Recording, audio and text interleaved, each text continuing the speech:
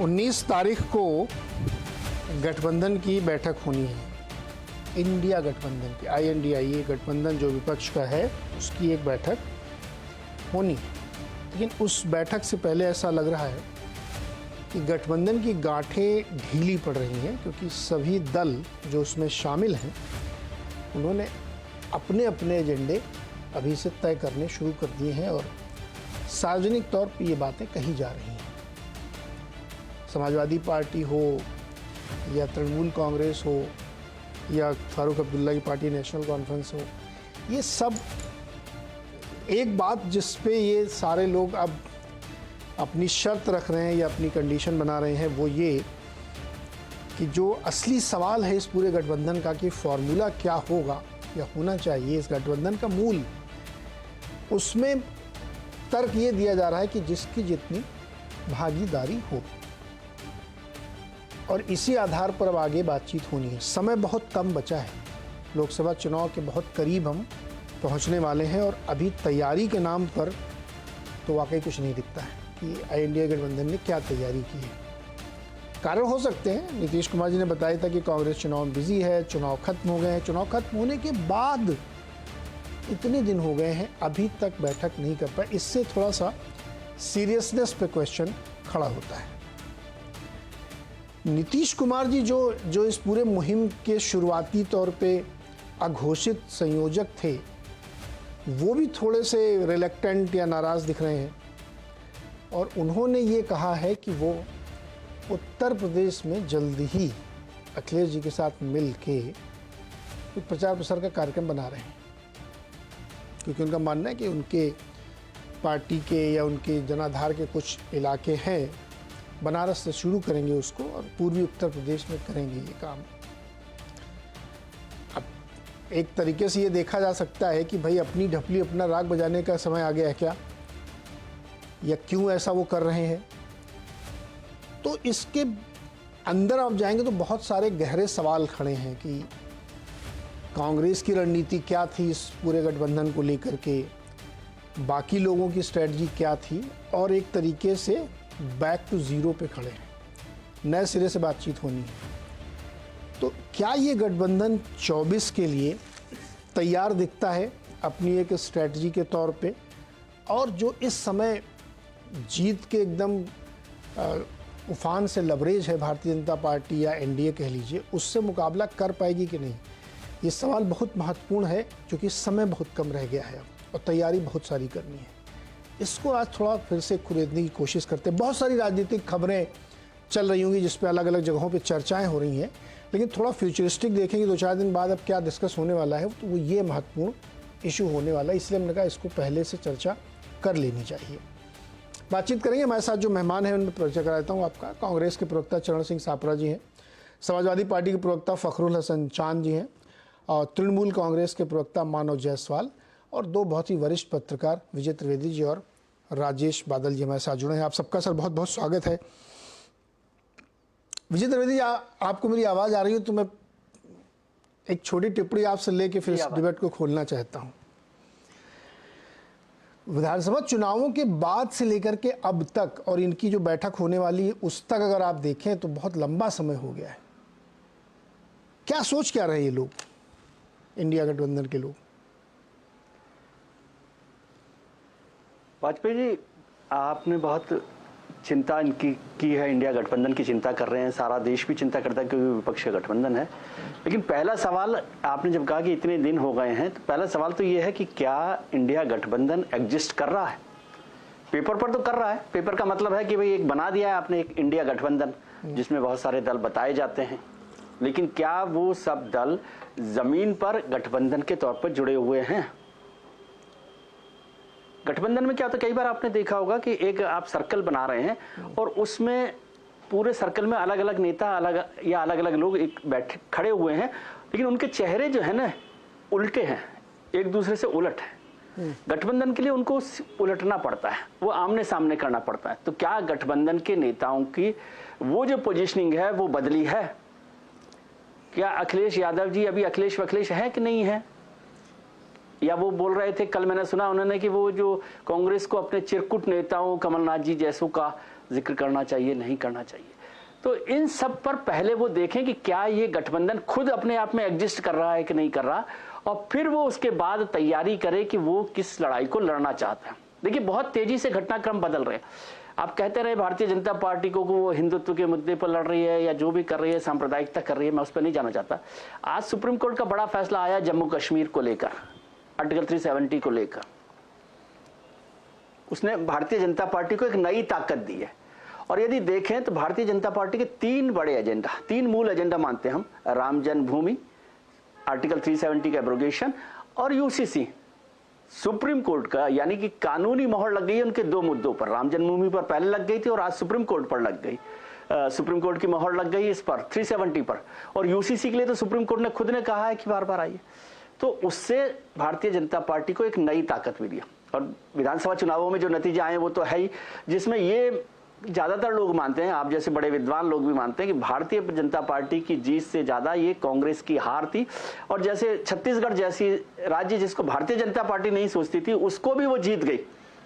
तो इन सब चीजों को सोचने की जरूरत है कि किस तरह से गठबंधन क्या करना चाहता है, क्या इशू बनाना चाहता है। क्या अभी उनको समझ आ रहा है कि क्या इशू है?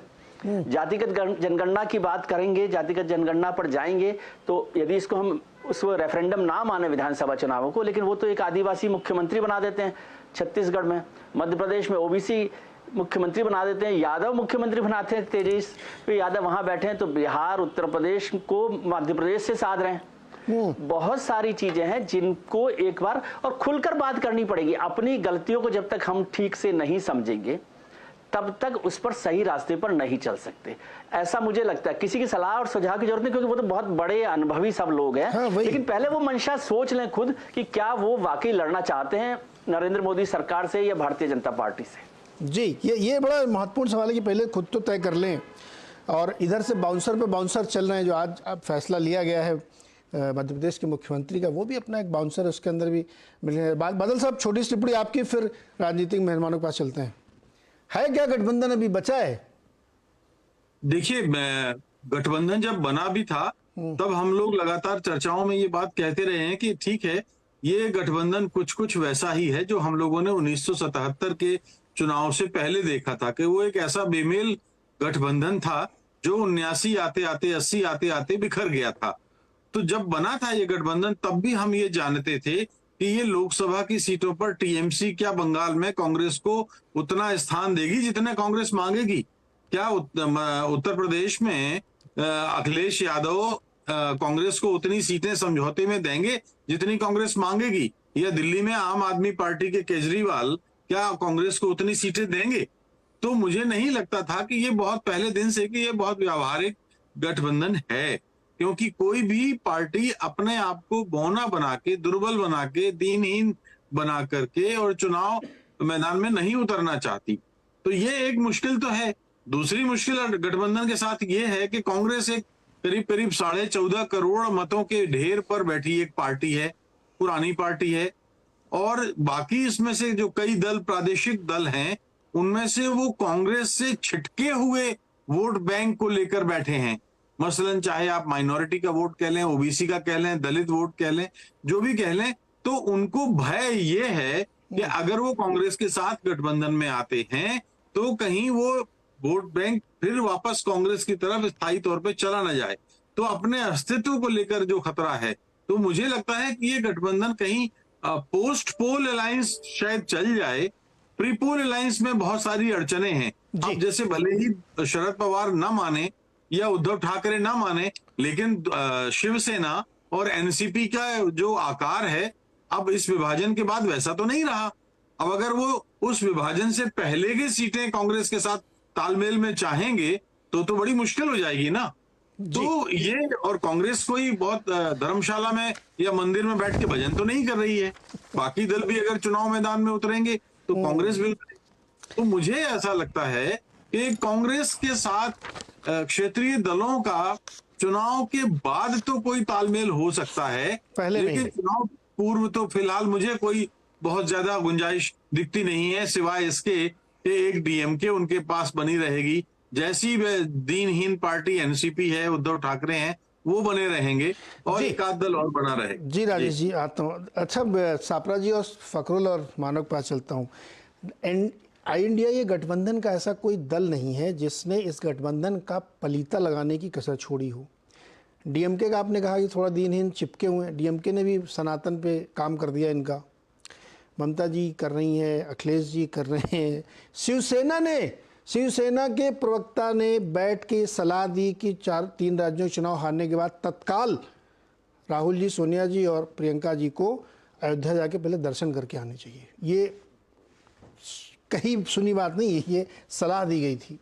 तो ऐसा कोई दल नहीं इस इंडिया गठबंधन में जो इस गठबंधन के खिलाफ न बोल चुका हो या इसकी मूल भावना को इंटैक्ट रखने के लिए उसने काम किया। नीतीश जी तो बात ही नहीं करे, तो पता नहीं कितना गुस्सा आ गए। सापरा जी, चुनाव हारने के इतने दिन बाद तक बैठक के लिए 3 लोग अलग अलग बुला रहे हैं। मुझे समझ नहीं आता बैठक बुलाने का अधिकार किसको है सर? अभी मेरे को पहले ये समझाओ, आप कौन बुलाता है बैठक इंडिया की? जयराम रमेश जी बुलाते हैं, लालू जी बुलाते हैं, नीतीश जी बुलाते हैं, कि कौन बुलाता है गठबंधन की बैठक? देखिए नीरज जी, मैं आपको याद दिलाना चाहूंगा कि मुंबई के अंदर जो इंडिया गठबंधन की बैठक हुई थी उसमें 3-4 छोटी छोटी कमेटियां बनी थी। कोऑर्डिनेशन कमेटी बनी थी, पॉलिटिकल विभाग की एक कमेटी बनी थी, सोशल मीडिया की एक कमेटी बनी थी। इस तरह से छोटी कमेटियां बनी थी जिसमें सारी पार्टियों के सदस्य वहां पर चुन के उन कमेटियों में रखे गए थे। ये तमाम सारी कमेटियों ने पिछले जो 3 महीने में बहुत सारा काम किया है जो आपके ध्यान में शायद नहीं आया होगा। और अभी जो मेजर काम है वो ये है कि किसके पास कौन सी सीट और कितनी सीट जाएगी किस राज्य के अंदर, वो सबसे बड़ा काम है जो आने वाले दिनों में 19 तारीख को जो मीटिंग हो रही है शायद उसके अंदर वो एजेंडा पर जरूर होगा, क्योंकि समय कम है। देखिए इंडिया गठबंधन के सभी जो जितने भी पार्टियां हैं बहुत ही संवेदनशील हैं, जानती हैं कि समय कम है, जानती हैं कि हमको एक रहना है। ठीक है, जो बीते दिनों में हो गया, आपने कई सारे उदाहरण दिया, आपने अखिलेश जी का उदाहरण दिया, अभी हाल ही में 3 राज्यों के चुनाव का आप लोगों ने उदाहरण दिया। लेकिन मैं आपको यह भी बताना चाहता हूं कि 2003 के अंदर हम राज्य के अंदर चुनाव हारे थे, यही 3 हिंदी हार्टलैंड में हम चुनाव हारे थे, लेकिन 2004 में हम लोकसभा की सीटें ज्यादा जीत करके आए थे। तो हम लोग कोई इस तरह से डिमोरलाइज नहीं हुए हैं। हाँ ठीक है, हम 3 राज्य हमने जीतने चाहिए थे, हम नहीं जीत पाए, लेकिन 40% वोट जो है वहां पर कांग्रेस पार्टी को मिला है। 40% वोट हमने मेंटेन किया है, जो पिछली बार था वो हमने मेंटेन किया है। और उल्टा 10 लाख वोट जो है वो हमको ज्यादा भी मिला है अगर 4 राज्यों की कंपैरिजन की जाए। खैर मैं उसमें भी नहीं जाना चाहता हूं। मैं ये कहना चाहता हूं कि इंडिया गठबंधन के अंदर कांग्रेस पार्टी का जो रोल है वो कांग्रेस पार्टी निभाएगी, दूसरी पार्टियां जो है वो अपना रोल निभाएंगी। सबसे पहले तो मुद्दे तय करने पड़ेंगे कि हमें किन किन मुद्दों को लेकर के 2024 के चुनाव में जाना है, क्योंकि ये 2024 का चुनाव जो है ये मोदी वर्सेस मुद्दा होगा। इसमें अनेक सारे मुद्दे होंगे, महंगाई होगी, बेरोजगारी होगी, किसानों का उत्पीड़न होगा, आदिवासी उत्पीड़न, ये तो सब ट्राई करे ना अभी आपने, महिला सुरक्षा, ये तमाम सारे मामले होंगे। 3 राज्यों में सारे मुद्दे ट्राई कर लिए आपने सर अभी। हाँ तो 3 राज्य हुए ना, पूरा देश नहीं हुआ। मैं आपको याद दिलाना चाहता हूं, देश बड़ा है। हाँ। ये 3 राज्यों से बड़ा है और एक राज्य हमने जीता भी है। बड़ी आसानी से आप लोग भूल जाते हैं कि तेलंगाना कांग्रेस पार्टी जीती है और 19 सीटों से लेकर के हम 64 सीटों तक, 66 सीटों तक अगर गए हैं, यानी 3 गुना सीटें अगर हम वहां पर जीत करके लाए हैं, तो क्या वो हमारा क्रेडिट नहीं है? वहां की क्षेत्रीय पार्टी जिसे सभी कहते थे कि कोई हरा नहीं सकता है, उसे कांग्रेस पार्टी ने पराजित किया है। तो ये भी तो कहिए ना, जब आप कहते हैं कि 3 राज्यों में हम हारे हैं तो एक राज्य में हम अच्छी तरह से जीत के भी आए हैं। खैर ठीक है, ये हार जीत चुनाव में होती है, लेकिन लोकसभा के चुनाव के अंदर हम हारने के लिए नहीं जा रहे हैं, हम इकट्ठे लड़ेंगे। मोदी वर्सेस मुद्दा होगा और निश्चित रूप से मैं आपको कहना चाहूंगा कि इंडिया गठबंधन का कोई भी सदस्य डिमोरलाइज नहीं है। आप जितने चाहे उदाहरण दे दे, हम इकट्ठे चुनाव लड़ेंगे और भारतीय जनता पार्टी को पराजित करके रहेंगे। सापरा जी, आप आए नहीं थे, हमने तेलंगाना की बधाई सबसे पहले दी थी, आप जीते इसमें कोई शक नहीं है, लेकिन नहीं आज भी कहना चाहिए था ना आपको। अरे अब विश्लेषण में थोड़ी उसको हम जोड़ेंगे, अभी क्यों नहीं उसका जिक्र है, मैं जस्टिफाई नहीं, जब आप 3 राज्यों की बात कर रहे थे विश्लेषण में, तो एक तेलंगाना भी करना चाहिए ना, थोड़ा जायज लगता है। हाँ नहीं, जायज जायज़ क्या लगता है? देखिए मैं बता रहा हूँ, सवाल तो सुनो आप। जिस हार्टलैंड में आपकी हार हुई है, मतलब कांग्रेस की, वहाँ सीधी फाइट आपकी बीजेपी की थी। वहाँ बीजेपी आपके कंटेंडर नहीं थे, वहाँ बीआरएस से लड़ रहे थे। और दिल्ली का रास्ता इन्हीं हार्टलैंड से होके आता है। यहाँ बहुत ज़्यादा संख्या में सीटें हैं। अब यहाँ ये बहस मत करने लगे छोटा राज्य तो मैं उसको इग्नोर कर रहा हूँ। Please be practical and pragmatic. इन राज्यों में आपको जिनके साथ समझौता करना, आपके बगल में बैठे हुए हैं फखरुल हसन चांद। चांद साहब 40% वोट है ये, आप इनको हल्के में ले रहे हैं। क्यों ऐसे बयान देते रहते हैं आप लोग? अखिलेश जी क्या गुपचुप खिचड़ी पका रहे हैं नीतीश जी के साथ कि बनारस से एक रैली शुरू करेंगे? सुन लिया आपने ना, 4,91,91,00,000 वोट है इनके पास।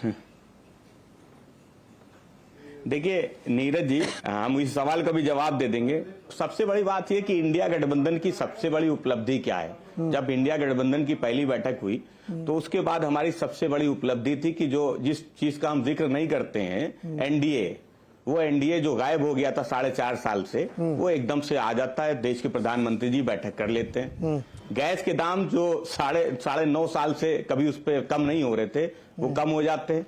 आज अभी हमारे पत्रकार साथी बहुत सी बात कर रहे थे, जाति जनगणना की, पीडीए, 2 मुख्यमंत्री बनाए गए हैं। वो भी हमारी उपलब्धि कि हम जाति जनगणना की बात कर रहे हैं, पीडीए की बात कर रहे हैं। तो आज भारतीय जनता पार्टी को अपने मुख्यमंत्रियों के नाम बताने पड़ रहे हैं और इस पे भी चर्चा करना पड़ रही है कि हमने किस जाति से, कहां से मुख्यमंत्री बनाया। ये भी इंडिया गठबंधन की उपलब्धि है। क्यों? क्योंकि भारतीय जनता पार्टी में, एनडीए में डर तो पैदा हुआ कि एक गठबंधन है जो भारतीय जनता पार्टी उनके सहयोगी दलों को पूरे देश में हरा। इससे लाभ क्या हुआ? अब बात मैं कर लेता हूं कि नहीं, लाभ, देखिए लाभ, जहां तक लाभ और हानि की बात है नीरज जी, अभी तो इंडिया गठबंधन कोई चुनाव लड़ा ही नहीं। ये तो कांग्रेस दूसरे राज्यों में चुनाव लड़ी। मध्य प्रदेश में आप लड़ाई झगड़ा करके गठबंधन नहीं लड़ो क्या? मध्य प्रदेश में फिर क्यों लड़ रहे थे आप? नहीं तो गठबंधन, देखिए नीरज जी, वो गठबंधन थोड़ी चुनाव लड़ा। कांग्रेस अलग लड़ी, समाजवादी पार्टी अलग लड़ी। तो अब अगर इंडिया गठबंधन की बैठक बाद में लड़े होने जा रही है, फखरुल भाई, वो तो बाद में लड़े। पहले आप कमलनाथ से क्यों लड़ रहे थे? आपको क्या लेने देना उनसे? उनसे क्यों लड़ रहे थे आप? नहीं, देखिए हम तो समाजवादी पार्टी तो चाहती थी कि समाजवादी पार्टी, कांग्रेस और इंडिया गठबंधन के दूसरे साथी हम सब मिलकर चुनाव लड़े। कांग्रेस का गलत फैसला था और कांग्रेस को उस गलत फैसले का परिणाम भी भुगतना पड़ा। 3 राज्यों में, जहां मैं पहले भी कह चुका हूं, जो एकता का संदेश होता है वो बहुत बड़ी ताकत होती है। अगर वो संदेश गया होता तो शायद छत्तीसगढ़, राजस्थान, मध्य प्रदेश में गठबंधन की सरकारें होती, जो आज नहीं है। तो ये जो फैसला था, ये कांग्रेस का फैसला था।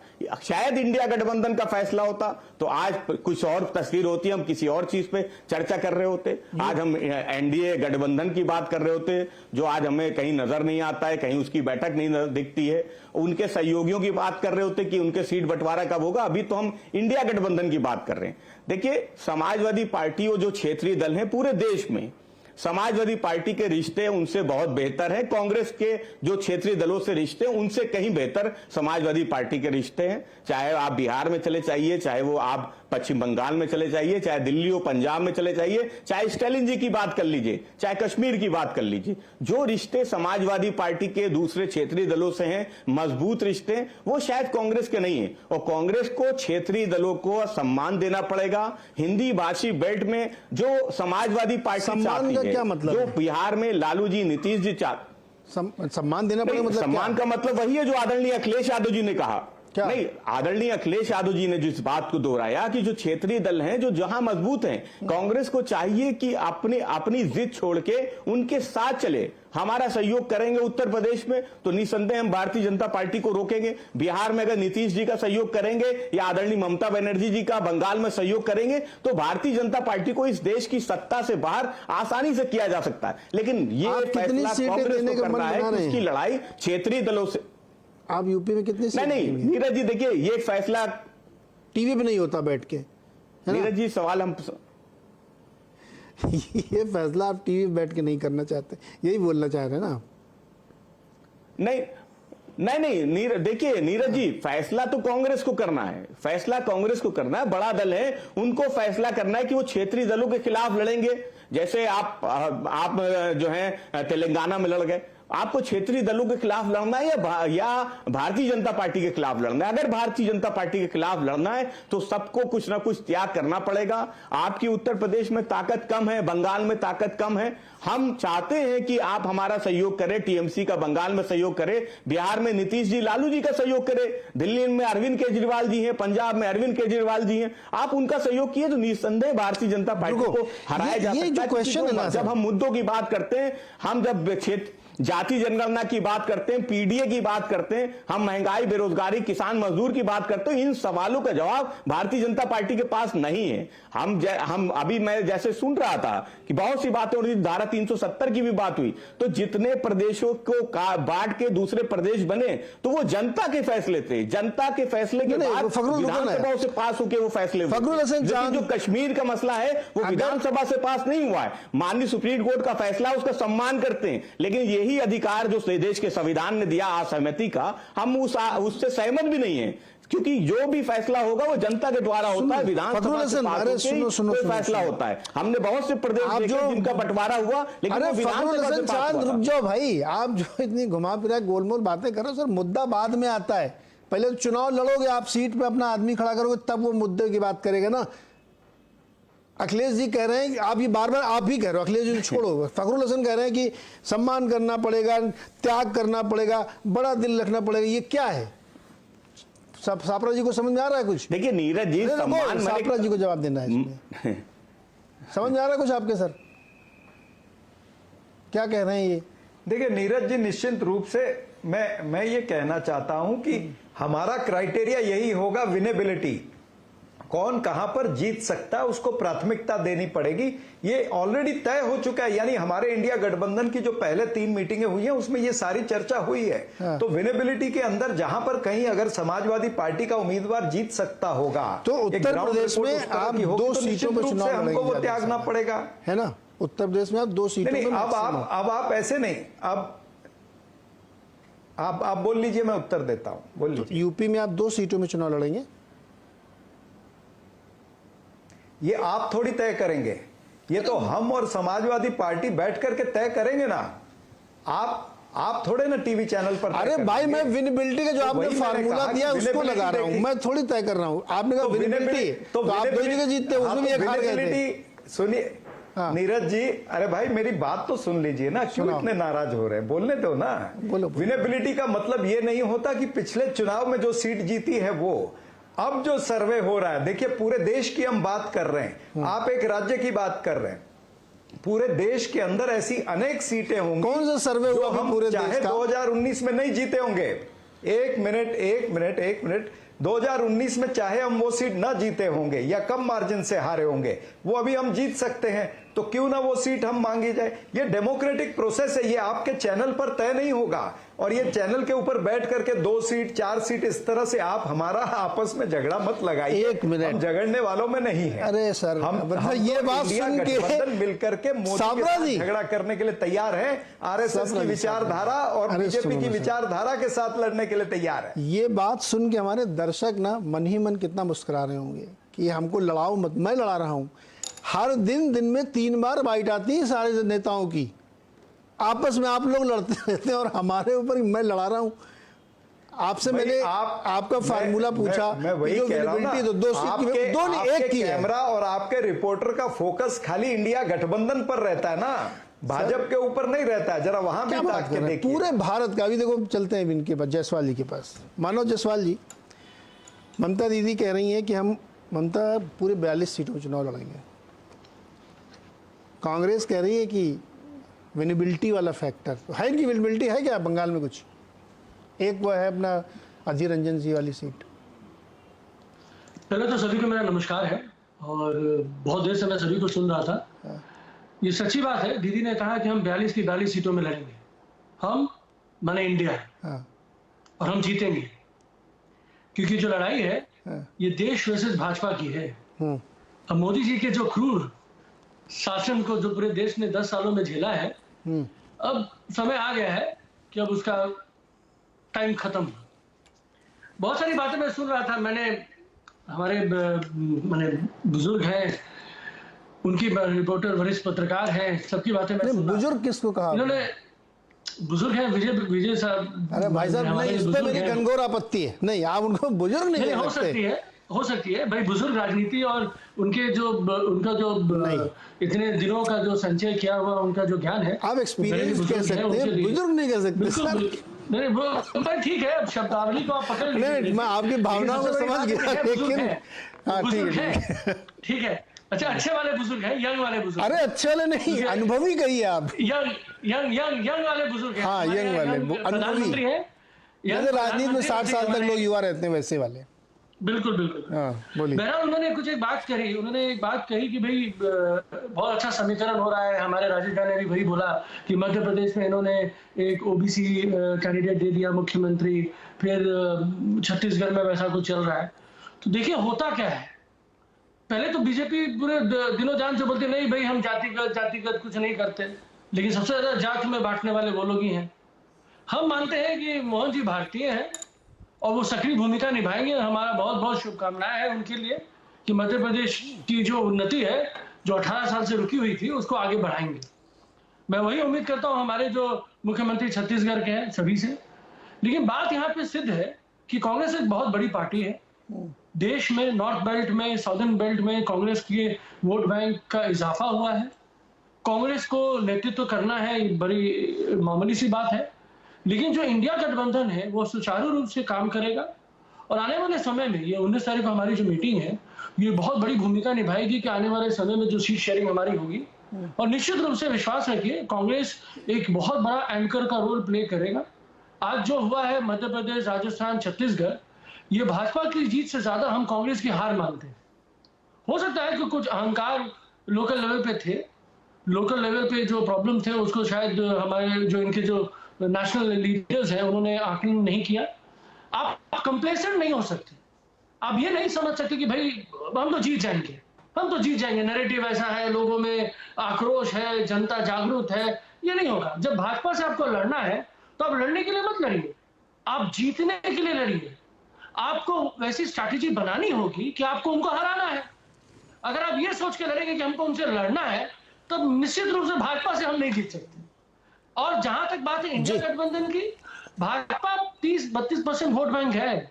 जब इंडिया गठबंधन सामने आएगा, जो बहुत सारे जो हिंदू वोट बैंक है, जो अलग अलग तरीके, जैसे हिंदू पट्टी की बात आप करते हैं, सब जब एकजुट होंगे तो आप देखिएगा किस तरीके से इनको पछाड़ा जाएगा। और मान लीजिए, पहली बात, मैं राजेश भाई की बात सुन रहा था, बादल भाई की, उन्होंने बोला कि 1977, 1979, 1980 ये भाजपा उस गठबंधन में नहीं है।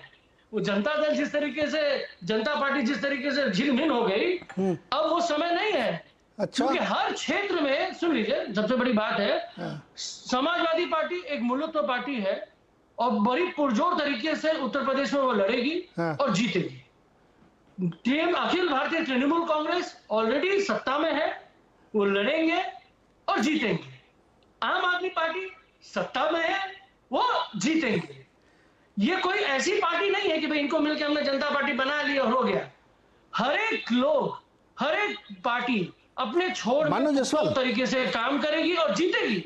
और चारों तरफ से भाजपा को घेरा जाएगा। ये मोदी शासन जो चक्रव्यूह रचती है, आज उसी चक्रव्यूह में ये फंसेंगे। क्यों? क्योंकि हर जाति के लोग इसमें होंगे। मानो जायसवाल, मानो जायसवाल जी, थोड़ा छोटा रखते हैं। मुझे ये यकीन हो चला है कि इंडिया गठबंधन की जब बैठकें होती होंगी, जो अब तक हुई हैं 2-3, उसमें यही चर्चा होती होगी कि बीजेपी के पास तो 37% वोट है, 63% एकजुट हो जाए तो धुआंधार 543 सीटों पर हराया जा सकता है।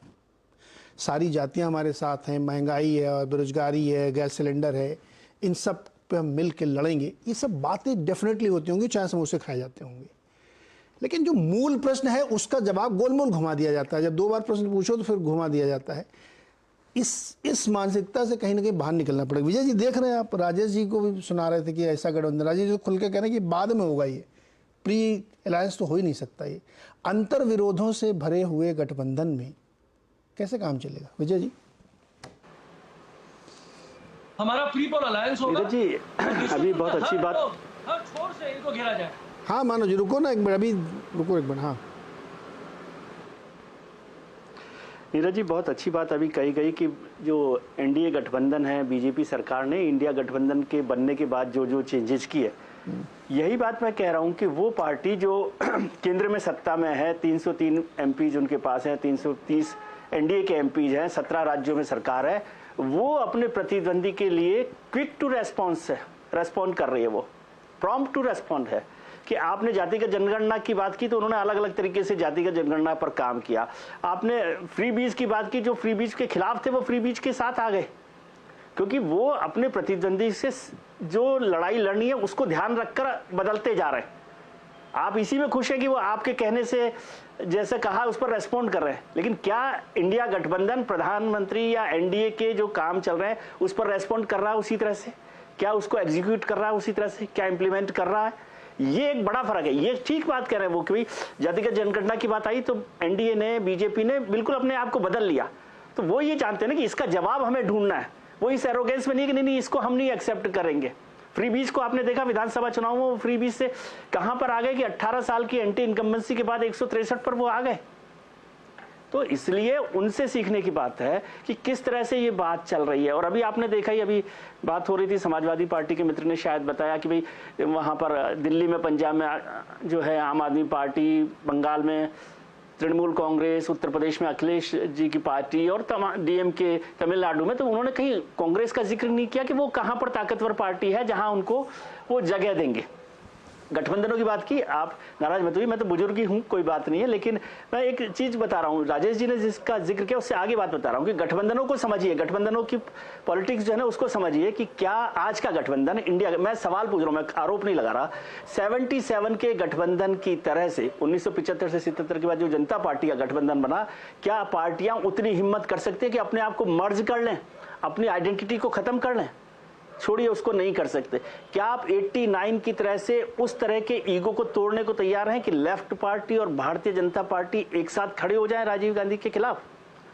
क्या कर सकते हैं ऐसा? छोड़िए उसको, 1997 में आइए, क्या आज कांग्रेस या और गठबंधन इस तरह से तैयार कि कांग्रेस सबसे बड़ी पार्टी होकर भी दूसरी पार्टी के नेता को प्रधानमंत्री बनाने को तैयार है? तो ये सारी चीजें इंट्रोस्पेक्ट करनी है आपको, अपने आप में ढूंढना है। और फिर लड़ाई के लिए एक बात कही जाती है, महाभारत में भी कहा गया और जगह जिक्र हुआ कि जीत के लिए मछली की आंख को देखना जरूरी है। ये बार बार ये बात करना कि महंगाई मुद्दा है, बेरोजगारी मुद्दा है, ये पूरा मिलकर सब मुद्दे हो सकते होंगे, लेकिन वो कंसोलिडेट नहीं होती फाइट। क्या अभी तक इंडिया गठबंधन मोदी सरकार के खिलाफ एक ऐसा बड़ा मुद्दा ढूंढ लाए जो विजय त्रिवेदी को, नीरज वाजपेयी को, किसी और को कन्विंस करे कि नहीं इस सरकार को तो बदलना ही है? ये सबसे बड़ा इशू है कि इस इशू से, इस मुद्दे की वजह से हमें इस सरकार से निजात पानी है। क्या इंडिया गठबंधन ये इशू ढूंढ पाया है? क्या इस माहौल की तरफ वो चल रहा है? ये सारे इश्यूज तो आपने देख लिया अभी विधानसभा चुनावों में भी, और ये इशू इंपॉर्टेंट नहीं है ऐसा नहीं कह रहा, लेकिन उससे वो फाइट जो है कंसोलिडेट नहीं हो रही। तो कंसोलिडेशन पर आना पड़ेगा ना आपको, लड़ाई लड़नी है एक ताकतवर उसके साथ। और यदि आप ताकतवर नहीं मानते तो भी आपकी मर्जी में, उसमें कुछ नहीं जानता कि आप भारतीय जनता पार्टी एनडीए को ताकतवर प्रतिद्वंदी मानते हैं कि नहीं मानते, लेकिन एक लड़ाई को कंसोलिडेट करके लड़ना पड़ेगा, इश्यूज को कंसोलिडेट करना पड़ेगा। आपके पास ना लीडर है कंसोलिडेट करने के लिए, आपने एक लीडर भी नहीं चुना, आपने एक प्रोग्राम भी नहीं चुना, आपने एक इशू भी नहीं चुना, और फिर भी आप ये लड़ाई लड़ना चाहते हैं। आपने ये जरूर तय किया कि कांग्रेस को आगे नहीं बढ़ने देना है, क्योंकि अभी मैंने सुना सब लोगों ने कहा कि हाँ हाँ ममता जी ताकतवर हैं, अरविंद जी ताकतवर हैं, अखिलेश जी ताकतवर हैं, लेकिन कांग्रेस ताकतवर नहीं है अपना। और जबकि कांग्रेस सबसे बड़ी पार्टी है, ये फैक्ट है। अपना एक संयोजक तक तो चुना नहीं सर, मुद्दे बाद में चुनेंगे, एक संयोजक ही चुन लेते पहले। बहुत छोटा जवाब चाहिए मानो जायसवाल, बहुत छोटा सा, फिर राजेश जी के पास। देखिए सर ने बहुत ही सुंदर तरीके से बात कहा। ये बहुत ही सिंपल सा नैरेटिव हो गया कि मुद्दे नहीं है। भाजपा ने इतने सारे मुद्दे दे दिए हैं और हर छोर से उनको घेरा जा रहा है, चाहे वो डीजल की मार हो, चाहे पेट्रोल की मार हो, चाहे मानो जी रुकिए, मानो जी रिपीटेटिव लगेगा, थोड़ा नई तरफ जाते हैं। मैंने शुरुआत में क्या मानो जी प्लीज, देश की सवाल की बात है तो हर देश में मानो जायसवाल जी, राहुल गांधी जी ने पूरे देश में इन चुनावों के दौरान कम से कम 5 राज्यों में घूम घूम के कहा था कि जैसे हमारी सरकार बनेगी केंद्र में हम जाति जनगणना कराएंगे। क्या हुआ उसका? सुना किसी ने? 3 राज्यों में तो किसी ने सुना भी नहीं उसका। क्यों कुछ उसका? किसने नहीं सुना? रुकिए ना सर, नहीं, आप जो बताना चाहते हैं कि भाई 4 स्टेट में 10 लाख से ज्यादा वोट कांग्रेस को मिला है, तो मैंने किसी ने सुना नहीं। मैंने कहा हमने कान बंद कर लिया, आंख बंद कर लिया, मस्तिष्क भाई भी बंद हो गया है। साहब, अगर इस नहीं, भाई गलत साहब, फहमी में आप हैं, मानो पूरे जायसवाल देश जी, में इलेक्शन हुआ, 4 राज्यों में इलेक्शन हुआ, भाजपा को 12 लाख वोट कम मिले 4 राज्यों में। मानो जायसवाल जी, मैं आपको किसी दिन सेफोलॉजी की क्लास दे दूंगा, प्लीज अभी आप उसमें उन्हें मत उलझिए ना। ये 4 करोड़ 91 लाख का जो तुर्रा आप लोग पढ़ते रहते हैं ना, उसका कोई मतलब नहीं है, छोड़िए ना, आपको कुछ जानकारी है नहीं, ज्ञान दे रहे बेमतलब का। नहीं, मतलब किस चीज का? राजेश बादल जी, मैंने आपको नैरेटिव सेट करना है कि नहीं, कोई मतलब नैरेटिव ही सेट नहीं। मत करिए आप, आपके सारे अरे मुद्दे इन आप राज्यों खुद में क्या देखिए, हुआ उसका मोहन यादव जी को उन्होंने मुख्यमंत्री सीरियसनेस बनाया। नाम की चीज नहीं है। 18-20 दिन हो गए आप अपना एक संयोजक नहीं चुन पा रहे, मीटिंग नहीं तय कर पा रहे, बैठ रहे मेरे पास सारे मुद्दे हैं। अरे कुछ तो सीरियसनेस दिखाइए महाराज।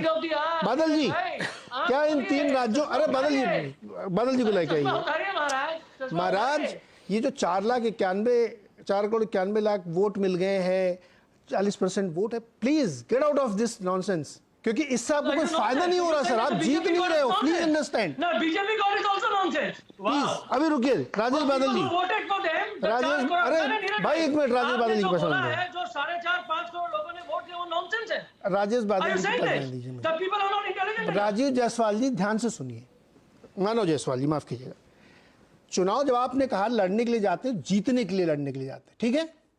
अगर आप 40% वोट पाके नहीं जीत रहे हैं, तो जब आप इसको एनालाइज करते हैं डेटा को, तो आपको इस डेटा का कोई मतलब नहीं रह जाता सर। मैं वही बात आपसे कहने की कोशिश कर रहा हूँ। आपके पास वो चश्मा है कि आपको जो अरे चश्मा नहीं, परिणाम है सर, सामने परिणाम आपको दिख रहा है, आप उसको इग्नोर कर रहे हो। यही परिणाम है जो भाजपा डरी हुई है, और जिस तरीके से भाजपा ने अपने मुख्यमंत्री को चुनाव किया है, ये पूरे देश को पता है। विजय भाई खुद अपने मुंह से बोल रहे हैं, राजेश भाई खुद अपने मुंह से बोल रहे हैं, आपको चश्मा दिख ही नहीं रहा है महाराज, आप चश्मा उतारिए। अरे कब जो इन्होंने मुख्यमंत्री, अरे भाई राजेश जी को लेके आओ, अभी मैं नहीं, मानो जायसवाल जी प्लीज, अब इनका ऑडियो डाउन करो, राजेश जी को लेके आओ। मतलब एक सीरियसनेस का सवाल पूछो तो उसमें 10 तर्क कुतर्क करने लगते हैं ये लोग। आप अपने गठबंधन की समस्याएं आप नहीं देख रहे हैं, आप इश्यूज पे बात नहीं कर पाते, आप अपना संयोजक नहीं तय कर पाते, चुनाव हारने के बाद इतने दिन हो गए आप एक मीटिंग नहीं तय कर पा रहे हैं, आप कॉन्फिडेंस लूज कर रहे हैं, और आप इसी में खुश हैं कि साहब बहुत सारे मुद्दे हैं, हम भाजपा घेरो ना भाजपा को, मैंने कब मना किया है, पर घेरने के लिए आपको स्ट्रेटजी चाहिए। राजेश बादल जी, मेरा ख्याल है नीरज, आपकी बात में दम इसलिए भी है क्योंकि गठबंधन का अपना एक धर्म भी होता है। तो आप एक तरफा अगर किसी राष्ट्रीय पार्टी से या 14-15 करोड़ वोट वाली पार्टी से अपेक्षा कर रहे हैं, तो देखिए ये बात तो हमें मालूम था, क्योंकि शरद पवार ने बहुत ही साफ कर दिया था कि ये गठबंधन एक प्रादेशिक स्तर पर नहीं है, राष्ट्रीय स्तर पर होगा। लेकिन इसके बावजूद हमने ये देखा कि समाजवादी पार्टी ने और आम आदमी पार्टी, अगर आप एक तरफ लोकतंत्र की चिंता करते हैं, अगर आप एक तरफ धर्मनिरपेक्षता की बात करते हैं, आप सेक्युलर वैल्यूज की चिंता के उस वैचारिक आधार पर उस प्लेटफॉर्म पे एक साथ खड़े हुए हैं, तो फिर मुझे लगता है कि आम आदमी पार्टी ने कांग्रेस से तो कोई बात ही नहीं की। उन्होंने, मेरा ख्याल है 150 के आसपास उन्होंने अपने कैंडिडेट खड़े कर दिए। समाजवादी पार्टी ने 5 सीटों की बात जरूर की थी, लेकिन उससे पहले उन्होंने 25 सीटों पर अपना उम्मीदवारों का ऐलान कर दिया था। तो मैं ये कहना चाहता हूं कि गठबंधन का धर्म तो फिर यही होता है कि आप वैचारिक आधार पर अगर आप एकजुट हैं तो उस आधार को मजबूत करिए, पहली बात। दूसरी चीज, हमने राहुल गांधी का भी हम सब लोग बात कर रहे थे, अगर मान लीजिए राहुल गांधी ने अदानी का मसला उठाया या इससे पहले वाले चुनाव में राफेल का मसला उठाया, तो जो क्या इंडिया गठबंधन के किसी दल ने उनका साथ दिया? क्या टीएमसी ने, क्या एनसीपी ने, क्या शिवसेना ने, क्या डीएमके ने उस मसले पर राहुल गांधी को समर्थन दिया? कोई खुल के नहीं बोला। बल्कि अफसोस की बात यह है कि इंडिया की बैठक इधर हो रही है और ममता बनर्जी जो है, जो पहले यूपीए में शामिल थी, उसके बाद वो इंडिया गठबंधन अदानी से भी जाके मिलती हैं और मीटिंग करती हैं। तो ये थोड़ा सा सवाल पेंच लोगों के और मतदाताओं के दिमाग में आता है कि ये जो एक विरोधाभासी दृष्टिकोण है, वो सहयोगी दलों को भी थोड़ा सा अपनी समझ, मुझे लगता है कि परिपक्व करनी चाहिए। सारी अपेक्षाएं कांग्रेस से ही क्यों? कांग्रेस ठीक है, बड़ी पार्टी है, कांग्रेस की पार्टी से आप निकले हैं टूट के, तो आपका भी कुछ फर्ज बनता है कि किसी एक बड़ी पार्टी के लिए अगर आप चिंता कर रहे हैं, आप देश में लोकतंत्र की चिंता कर रहे हैं, तो फिर आप वैचारिक आधार पर साथ खड़े हों। जी, इसमें देखिए अभी जितने लोग बात कर रहे थे, कोई ये नहीं कह रहा कि वो कांग्रेस के साथ क्या शेयर करना चाहते हैं यूपी या बंगाल में। अपनी अपनी सब तारीफ कर रहे हैं। जो बात आप कह रहे हैं कि इसलिए तो मैंने कहा कितना बड़ा दिल करके कांग्रेस को क्या देगा, उसमें कोई बात नहीं। हम यहाँ पे बड़े, हम यहाँ पे बड़े, सब यहाँ पे बड़े हैं, तो भैया फिर कैसे तय होगा? हाँ छापरा जी बताइए। देखिए आदरणीय राजेश बादल जी, मैं इनकी बहुत इज्जत करता हूं, सम्मान करता हूं। इन्होंने एक बात कही कि राहुल गांधी जी की आवाज में विपक्ष, जो हमारे गठबंधन के लोग हैं, वो आवाज नहीं मिला रहे हैं। तो इनको मैं बताना चाहूंगा कि शिवसेना के जो संजय राउत है या आला नेता जो हैं, वो सभी अडानी के खिलाफ बोल चुके हैं। और आदरणीय उद्धव ठाकरे जी 16 तारीख, मैं तारीख भी बता रहा हूं, एक बड़ा मोर्चा लेकर के अडानी के ऑफिस पर जा रहे हैं। मुंबई के अंदर बहुत बड़ा मोर्चा वो शिवसेना का हो रहा है। तो इस तरह की बात नहीं है। पहली बात तो ये है। दूसरी बात, किसी व्यक्ति ने पैनल पे ये भी कहा था कि इनके पास में चेहरा नहीं है। अब मुझे बताइए कि 2004 में क्या कांग्रेस पार्टी के पास में चेहरा था? उस समय अटल बिहारी वाजपेयी और इंडिया शाइनिंग इतना बड़ा इशू था। उस समय भी बहुत सारे पत्रकार इस तरह से थे जो कांग्रेस को या कांग्रेस के साथ में जो पार्टियां थी उनको नॉनसेंस कहते थे, जिस तरह से आज नॉनसेंस कहा गया है। हमारी बातें आज आपको नॉनसेंस लगेंगी, लेकिन 2004 में आदरणीय श्रीमती सोनिया गांधी जी के नेतृत्व में जब हम सीटें जीत करके आए और जो कुछ पोस्ट पोल अलायंस हुआ, एक सरकार बनी और डॉक्टर मनमोहन सिंह का चेहरा सामने आया, क्या आपको लगता है कि कांग्रेस पार्टी के पास या इंडिया गठबंधन के पास में ऐसा कोई चेहरा नहीं है? अगर आपका ऐसा कहना है तो फिर वो कह दीजिए। ये इंडिया गठबंधन के पास एक नहीं अनेक चेहरे हैं, लेकिन वो चेहरा पोस्ट पोल आपको नजर आएगा। पहले क्या होगा? मोदी वर्सेस मुद्दा होगा। हम इकट्ठे लड़ेंगे, मुद्दों को लेकर के लड़ेंगे, और चेहरा जो है वो पोस्ट पोल आपको नजर आएगा। देश हमारे ऊपर विश्वास करेगा। जिस तरह से 2004 के अंदर हमारे पर विश्वास किया, उसी तरह से आज भी विश्वास करेगा। ये मैं कहना चाहता हूं। राजेश जी, चेहरा इंपॉर्टेंट है क्या? देखिए, लोकतंत्र में तो चेहरा इंपॉर्टेंट नहीं होता। किसी भी सिस्टम में, चाहे कांग्रेस की बात करूं या भारतीय जनता पार्टी की बात करूं, हमारा जो संसदीय लोकतंत्र है वो चेहरे की वकालत नहीं करता, वो संवैधानिक लोकतंत्र की वकालत करता है। ओके, छोटा सा एक ब्रेक लेते हैं, लौट के आगे चर्चा को आगे बढ़ाएंगे। छोटा सा एक ब्रेक, लौट के आते हैं।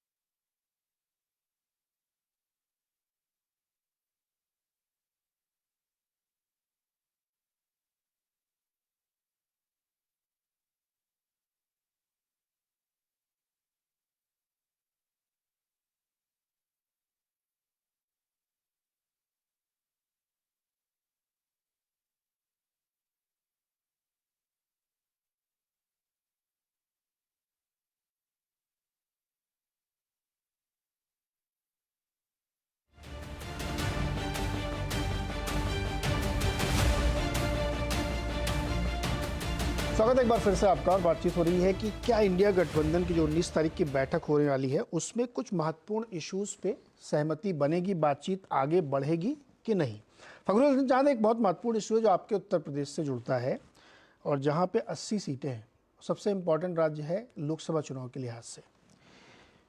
मुझे ध्यान है कि हम लोग जब पिछली बार डिस्कस कर रहे थे तो आप लोगों का ये कहना था जो जिसकी अभी भी यहाँ पे भी कहा सबने कि जो जितना मजबूत जहाँ है वही चुनाव लड़ेगा। ये आपको लगता है कि एक कंटेंशियस इशू है या कोई ये इशू ही नहीं है, ये तो गिवन है कि हो जाएगा, कोई दिक्कत नहीं? देखिए, इंडिया गठबंधन की बैठक हो रही है और कौन कितनी सीट पे चुनाव लड़ेगा, इसके साथ साथ एक बहुत महत्वपूर्ण मुद्दा यह है उत्तर प्रदेश में कि कांग्रेस के पास वो चेहरा कौन होगा। समाजवादी पार्टी समझती कि जहां कांग्रेस के पास अच्छे प्रत्याशी हों, हम तो मानते हैं कि रायबरेली या अमेठी में वो 2 सीटें हैं जो कांग्रेस जीत सकती है।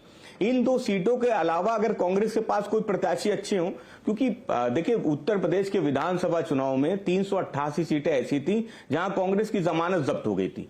इसलिए समाजवादी पार्टी का लक्ष्य जो है वो भारतीय जनता पार्टी को हराना है और कांग्रेस को इस बात को समझना पड़ेगा कि जो क्षेत्रीय दल हैं, हम बार बार कहते हैं, आपने कहा कि कैसे लड़ेंगे, तो देखिए जितने भी दल हैं, समाजवादी पार्टी उत्तर प्रदेश में चुनाव लड़ी थी, 35% वोट शेयर समाजवादी पार्टी को मिला था। सरकार नहीं बना पाया, अलग बात है, लेकिन अब अपनी स्थापना से आज तक का सबसे अधिक वोट समाजवादी पार्टी को मिला। बंगाल में आदरणीय ममता बनर्जी जी हैं, वो भारतीय जनता पार्टी को हरा के बनी है मुख्यमंत्री।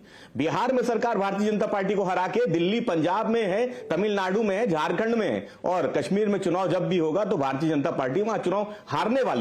तो हमारा कहने का मतलब यह है कि जो कांग्रेस है उसको बड़ा दिल दिखाना पड़ेगा और भारतीय जनता पार्टी को जिन लोगों ने, जिन दलों ने हराया है, जिन्होंने अपनी ताकत दिखाई है, उनके साथ त्याग करके आपको आगे बढ़ना पड़ेगा। जहां तक हम पीडीए की बात कर रहे थे या 3 राज्यों में, दूसरे राज्यों में मुख्यमंत्रियों की बात कर रहे थे, तो आप लाडली योजना लाने वाले मामा को किनारे भले लगा दें, लेकिन भारतीय जनता पार्टी अगर समझती कि लोकसभा चुनाव में उसका असर नहीं पड़ेगा, आप एक चेहरा दे देंगे उसका असर हो जाएगा और दूसरे चेहरे को जिसको हटाया है उसका असर नहीं पड़ेगा, तो ये भारतीय जनता पार्टी की गलतफहमी है। आने वाले समय में वो भी दूर होगी। इंडिया गठबंधन अपनी जब बैठक 19 तारीख को करेगी तो समाजवादी पार्टी को ये विश्वास है कि कांग्रेस जो बड़ा दल है वो बड़े दिल के साथ इस गठबंधन को चलाएगी।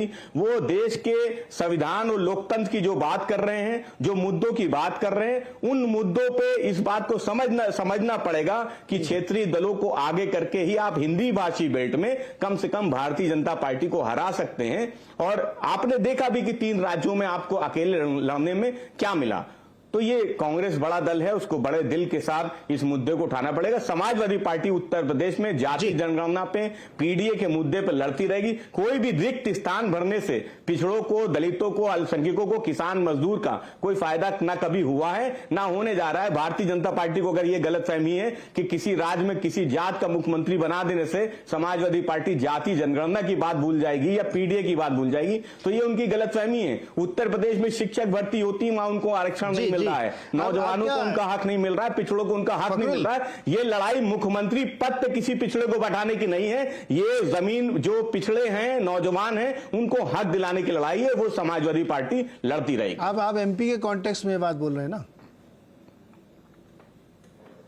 नहीं, मैं तो कह रहा हूं एमपी में मुख्यमंत्री आप किसी को बना दिए, क्या उससे उत्तर प्रदेश में जो 69,000 शिक्षक भर्ती हुई थी जिसमें उनको आरक्षण का लाभ नहीं मिला, क्या उससे मिल जाएगा? क्या जो नौजवानों को हक नहीं मिल रहा है उत्तर प्रदेश में, क्या उससे मिल जाएगा? ये जो रिक्त स्थान भरने वाले हैं वो तो उत्तर प्रदेश में उप मुख्यमंत्री भी हैं, वो भी रिक्त स्थान भरते हैं, लेकिन क्या वो बोल पाते हैं? क्या वो बोल सकते हैं कि जो पिछड़ों को आरक्षण नहीं मिल रहा है दिला सकते हैं?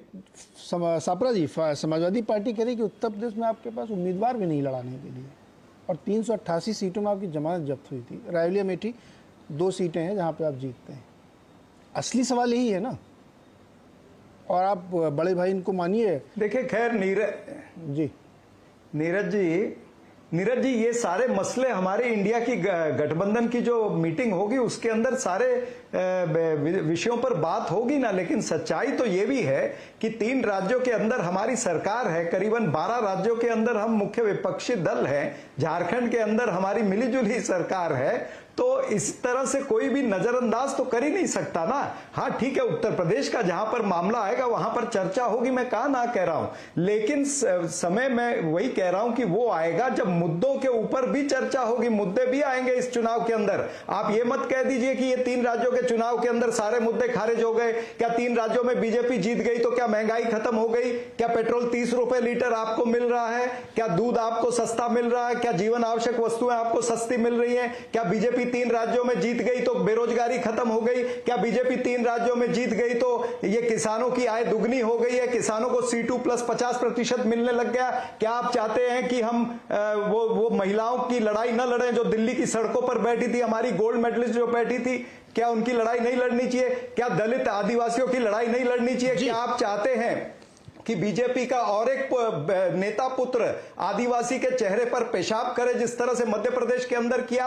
एक जगह हुआ, ठीक है, वो वहां जीत गए, तो आप क्या चाहते हैं कि हर राज्य के अंदर बीजेपी के नेता इस तरह के गुल खिलाएं और हम आवाज भी ना उठाएं? ये आवाज उठती रहेगी, ये आवाज उठाएंगे, आवाज उठती रहेगी और हम भारतीय जनता पार्टी की विचारधारा को हरा करके रहेंगे, आरएसएस की विचारधारा को हरा करके रहेंगे। ये गठबंधन उसीलिए बना है कि आरएसएस की जो विचारधारा है उसको हमें हराना। ये विचारधाराओं की लड़ाई है। ये सीट का शेयर वेयर देखेंगे बाद में, लेकिन मुख्य रूप से होगी विचारधारा। सापरा जी, इसके लिए सबसे पहले आप लोगों को इंडिया गठबंधन में एकजुट होना पड़ेगा। विजय जी, एक चीज बताइए कि जो अभी आपने देखा कि मानव जायसवाल जी या फखरुल जी ये कह रहे हैं कि जो इशारों में उन्होंने कहा कि जो सबसे मजबूत है उसको वहाँ पे ज़्यादा तवज्जो मिलनी चाहिए। क्या इन लोगों की मजबूरी नहीं है क्षेत्रीय दलों की? भाई ये भी तो, जैसे ये शुरू में ही कहा गया था कि ये गठबंधन मजबूरी में बन रहा है क्योंकि सबके एग्जिस्टेंशियल क्राइसिस हो गई है, तो इनकी भी तो मजबूरी है। ये क्यों इतना ज़्यादा तुर्रा दिखाएंगे कि कांग्रेस बैकफुट पे ही रहे? बिल्कुल बिल्कुल ठीक जगह आपने पकड़ा है इसको नीरज जी, कि क्षेत्रीय दलों की भी मजबूरी है। लेकिन आप समझिए, इंडिया गठबंधन की जो सबसे बड़ी ताकत है, जिसे मैं समझता हूँ जो एनडीए का जवाब भी हो सकती है, वो है कि उसके क्षेत्रीय दल जो है सभी की सब ताकतवर है। चाहे वो समाजवादी पार्टी हो, चाहे तृणमूल कांग्रेस हो, चाहे डीएमके हो या और आम आदमी पार्टी हो, तमाम पार्टियां, तो वो उसकी ताकत भी है, वो उसकी कमजोरी भी है। वो ताकत इतनी ज्यादा हो गई है कि वो कमजोरी बन रही है कि वो अपनी मजबूरी नहीं समझते कि भाई हम जो कांग्रेस के 10,000 वोट मिल सकते हो किसी सीट पर, वो भी आपकी मदद करेंगे। ये वैसा का वैसा ही एरोगेंस होगा जो कांग्रेस ने अपना अभी विधानसभा चुनावों में दिखाया है। तो इसलिए उस ताकत को कैसे आप यूज करके इसके खिलाफ लड़ाई लड़ सकते, ये समझने की जरूरत है, ऐसा मुझे लगता है। फिर सापरा साहब नाराज होंगे क्योंकि अभी तो सब लोगों ने कहा ही है कि कांग्रेस को देखना चाहिए कि किस तरह से होना चाहिए। और टीना फैक्टर का जैसे जिक्र किया 2004 का भी, वो भी मैं मानता हूं कि लोकतंत्र में टीना फैक्टर नहीं चलता, लेकिन 2004 और 2023 में फर्क ये आ गया है कि नरेंद्र मोदी ने पूरे इलेक्टोरल सिस्टम को प्रेसिडेंशियल फॉर्म ऑफ इलेक्शन में बदल दिया है। 2014 की 282 सीटें नरेंद्र मोदी के नाम पर भारतीय जनता पार्टी ने जीती। 2019 में 303 सीटें भारतीय जनता पार्टी ने नरेंद्र मोदी के नाम पर जीती। और जिसमें आप जैसे विद्वान सब लोग कहते हैं कि विधानसभा में नरेंद्र मोदी का नाम नहीं चलता, वहां विधानसभा की तीनों जो राज्य है वो नरेंद्र मोदी के नाम पर जीत लिया गया। तो ये प्रेसिडेंशियल फॉर्म ऑफ इलेक्शन पर आप पहुंच गए हो। इसलिए 2004 के भरोसे 2023 का चुनाव मत लड़िए, ऐसा मुझे माहौल में दिखाई देता। बाकी तो वहां सब विद्वान है वो जो इसको लड़ेंगे। एक छोटी सी बात कर दूं, 4,91,00,000 की बात हुई, बहुत अच्छी बात है और वो ताकत भी है कि कांग्रेस को इतना वोट मिला। लेकिन मैं देख रहा था पिछले दिनों वर्ल्ड रिकॉर्ड को, ये वर्ल्ड कप का आंकड़ा, जिसमें भारत को पूरे वर्ल्ड कप में ऑस्ट्रेलिया से 150 रन ज्यादा मिले। मतलब जो वर्ल्ड कप के जितने मैचेज हुए उसमें भारत को ऑस्ट्रेलिया से 150 रन ज्यादा मिले। तो क्या हमें भारत को वर्ल्ड कप का विजेता मानना चाहिए? जी, बाकी मेरी शुभकामनाएं इंडिया गठबंधन। ये बिल्कुल मानव जायसवाल की बात मैं ये कह रहा हूं कि मोदी जी का चेहरा फिर तेलंगाना और मिजोरम में क्यों नहीं चला? मैं मानव जी से सवाल ले लूं सापरा जी। मैं कुछ एक चीज जोड़ना चाहता हूं। मानव जी सवाल तो सुन लो, पहले सवाल तो सुन लो। जिस बात पर हमारी आपकी इतनी नोकझोंक और आप इतना गुस्सा हो रहे थे, अभी जब विजय जी ने फिर उसका उदाहरण दिया, डेटा स्टैटिस्टिक्स को जोड़ के जो आप लोग एक गणित बताते हैं ना, इस पे फिर लगता है कि आप लोग सीरियस नहीं है। अभी उन्होंने बताया कि 150 रन ज्यादा थे, फिर भी क्या हुआ, हार गए ना फाइनल में। तो ये हमेशा ध्यान रखना चाहिए। अरे सुन, सवाल पूरा नहीं हुआ फिर भी आप बोल रहे हो। स्ट्रैटेजी हमेशा वो होती है कि आप कैसे जीतोगे, क्या सीट शेयरिंग होगी। अभी खुल के बोल रहे हैं कि 2 सीटें देंगे यूपी में, आप बता दो कितनी दोगे कांग्रेस को, और सारा सेक्रीफाइस आप कांग्रेस से क्यों लेना चाहते हो? पहले तो मैं आपको छोटा जवाब। यहाँ कोई इस पार्टी में, इंडिया गठबंधन में कोई बड़ा कोई छोटा नहीं है। कांग्रेस निश्चित रूप से सबसे बड़ी पार्टी है इस गठबंधन की, और कांग्रेस को सापरा जी अंडरलाइन कर रहा हूँ, ये सुना आपके लिए है, ये कोई छोटा बड़ा नहीं है। दूसरी बात तो विजय सर ने बड़ी कोई अच्छी बात नहीं, आप नारद मुनि का रोल खेल लीजिए। 200 रन का गुहार कराया, लेकिन सर आप भूल गए इंडिया फाइनल हारी थी, हमारी भारतीय टीम फाइनल हारी थी, और हमारा फाइनल 2024 है। हम कंप्लेसेंट नहीं होना चाहते, हम लास्ट बॉल तक खेलना चाहते हैं और उनको हराएंगे। भाजपा हारेगी और ये पूरा इंडिया जीतेगा। ये क्रिकेट मैच था, इंडिया हार गया, लेकिन जब देश की बात होती है तो देश में इंडिया ही जीतेगा। जब हमने अंग्रेजों को बाहर पछाड़ा था तो इंडिया जीता था। आज फिर से वो बारी है कि इंडिया को जीतना है। और जहां तक आप प्रेसिडेंशियल फॉर्म ऑफ इलेक्शन की बात करते हैं ना सर, कर्नाटका में भी करना चाहिए था, हिमाचल प्रदेश में भी करना चाहिए था, आपको इससे पहले बंगाल में भी यही बोलना चाहिए था। किसी भी आपके जो भी स्ट्रैटेजी हो, चाहे जितने भी आपको लोगों ने आकलन दिए हो, इतने सारे इलेक्शन 2018 के बाद हुए हैं, लेकिन 2019 मोदी के नाम पे नहीं जीता गया है। मोदी ने पुलवामा के शहीदों के नाम पे वोट लिया है, उन्होंने हमारे शहीदों के नाम पे वोट मांगा था और पूरा देश ने दिया है, पूरे देश ने वोट दिया। आपके में वो जादू नहीं है कि आप कोई भी 303 सीट मांगे। जी सर, मानव जायसवाल जी, समय समाप्त हो गया है, शो खत्म करना है मेरे को। ऐसे देखिए, किसी भी गठबंधन को या पार्टी को जीतने के लिए जो एकदम लास्ट एज की स्ट्रेटजी होती है ना, वहाँ पे आपको ये देखना होता है कि आप कैसे ग्राउंड की स्ट्रेटजी बनाते हैं। वहाँ पे बहुत बड़ी बड़ी बातें करने से, चीखने चिल्लाने से कुछ नहीं होता है। और आपको ये नहीं भूलना चाहिए कि आप किस पार्टी से मुकाबला करने जा रहे हैं। आप उनको लाइक करें, डिसलाइक करें, उससे एग्री करें, डिसएग्री करें, इससे कोई फ़र्क नहीं पड़ता है। ग्राउंड पे आपकी स्ट्रेटजी मैटर करती है। इसलिए ये सवाल बार बार आपसे पूछे जाएंगे कि आपकी स्ट्रेटजी क्या है, आपका फेस क्या है, आपके मुद्दे क्या हैं, आपकी सीट शेयरिंग क्या है। आप कह रहे हैं बड़े भाई नहीं, सब बराबर हैं, कांग्रेस नेशनल पार्टी, लेकिन उसको भी आपने लपेट दिया बराबर में, जबकि उनकी कई राज्यों में सरकार भी है। तो ये सारे मसले हैं जो आपको देखने पड़ेंगे। अदरवाइज बेस्ट विशेस, बहुत बहुत शुक्रिया हमारे साथ जुड़ने के लिए।